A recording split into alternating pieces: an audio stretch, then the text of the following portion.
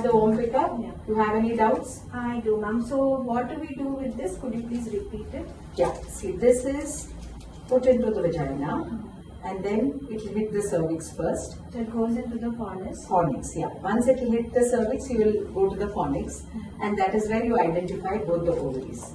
These are stimulated ovaries, so they are enlarged in size. And there are multiple. Multiple follicles. So in this particular patient, we have about 5 follicles on one side and 7 follicles on the other side.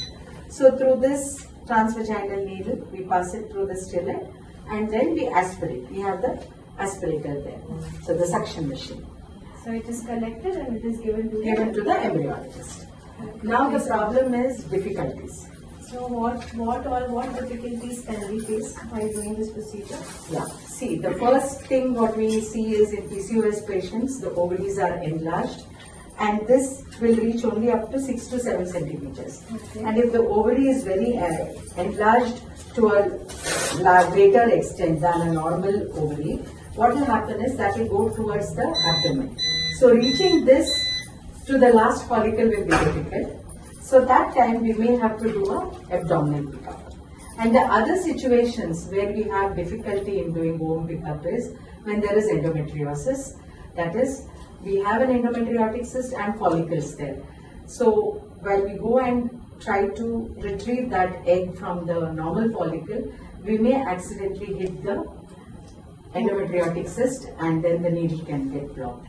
Then you have large broad ligament fibroids, difficult to locate the ovary. In such situation, you will have difficulty in Ovum pickup. A large adenomyoma or large adenomyosis, diffusely enlarged uterus.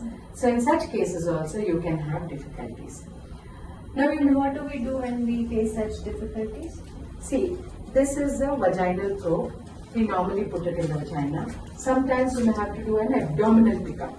In such situations, this is put on the abdomen like this, and this is passed through the stylet. And do we still have to use this probe? Yes, you can't do it with the abdominal probe because this is more precise. Okay. And then once you put this, identify your ovaries and then do abdominal pickup. I think in so many years I must have done some 3-4 abdominal pickups. Most of the time you can do it vaginally only. Suppose you have a difficulty, ask somebody who has not washed to push the ovaries downwards so you can feel the ovaries in the fornices. So you can take assistance from abdominal route, ask them to push, give pressure on the abdomen or to the sides, then you can do the Ovum pickup. Am I clear? Yes. Yes. Yeah, I think we'll go ahead with this needle into this is follicle. the needle. Yeah. And then We see the follicle collapsing as the suction and then begins. you can see that echogenic tip of the needle and see how it collapses. Yes. Can you demonstrate one more? Yeah, one more I demonstrate. So now see this a is nice huge follicle. huge follicle. Just go into that.